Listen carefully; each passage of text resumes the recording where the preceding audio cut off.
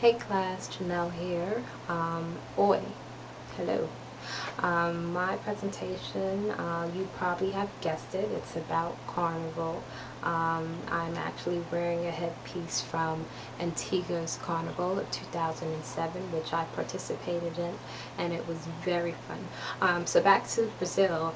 The whole purpose of the Brazilian Carnival is the maintaining of the Brazilian cultural traditions that are found in the festival's music, dance, and costumes of the celebration of this country.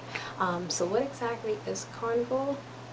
It's a pre-Lent celebration that has roots in festivities that was held by the ancient Greeks, Romans, and others. The earliest was the ancient Greeks, as I mentioned, and they celebrated Dionysus, and it goes as far back as 6 BC. Dionysus, according to ancient Greek history, was the god of wine, and he or she had the power of nature. The locals would parade down the streets, and some even in floats. As time evolved, celebrations were adopted by the Roman Catholics, who only maintained the wearing of masks and the time of year of the celebration, which was again pre-Lent. So carnivals, as time further progressed, took root where Europeans set up their colonies and had slave trades. Brazil, once a Portuguese colony, is famous for its carnival, very famous for its carnival. It's actually one of the biggest, or the biggest carnivals throughout the world. African dance and music traditions transformed the early carnival celebrations in the Americas, both North and South, as African drum rhythms, large puppets, stick figures, and stilt dancers began to make their appearances in the carnival festivities. Whereas the African traditions of parading and moving in circles through the villages in costumes and masks, and they believed that brought good fortune to heal problems and calm angry ancestors who died and passed into the other world.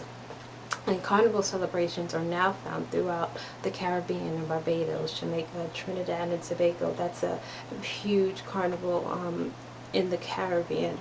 There's also the South American parades or carnival celebrations in Panama, Belize, and of course Brazil.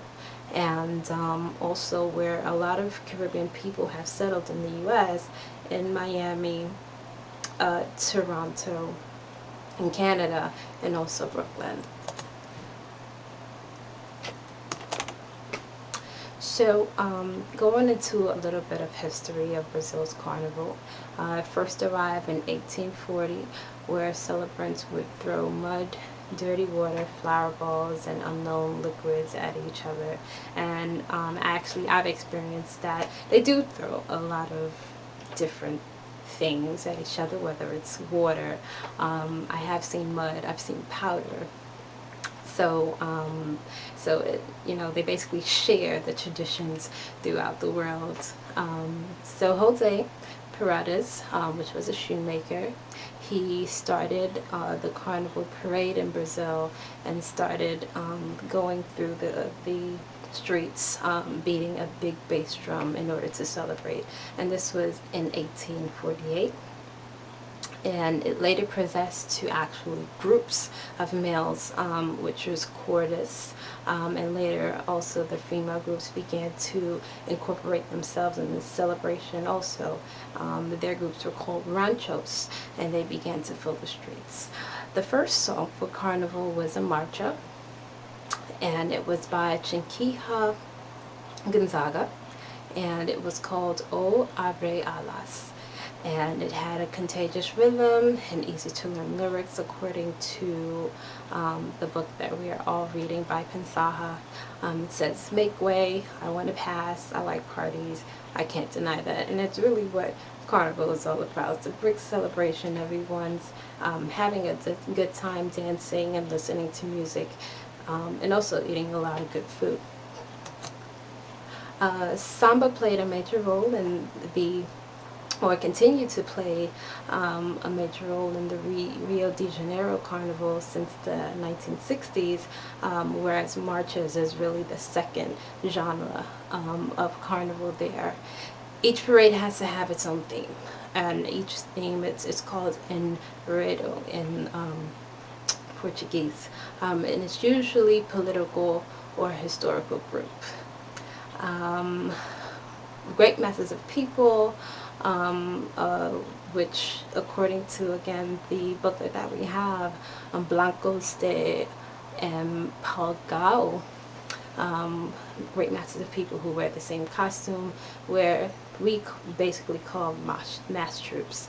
The costumes, there's usually a lot of feathers, as you can see in this headpiece here. And feathers is also often used on masks and headdresses and would symbolize humans' abilities to rise above illness, pains, heartbreaks, rebirth, and spiritual growth. Feathers are largely used in many forms in creating carnival costumes.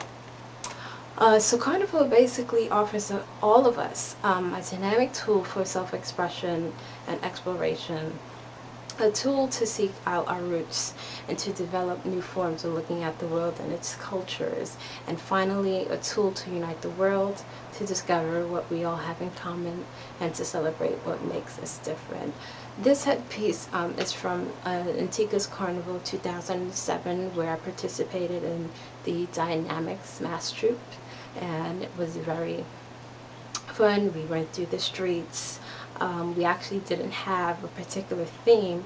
We went through the streets, with our mass troops, and later went into the town and performed on the stage. So it's basically where this headpiece is from. I have the full outfit, but I didn't think, it would be appropriate for the presentation. I hope you've enjoyed it. Thank you.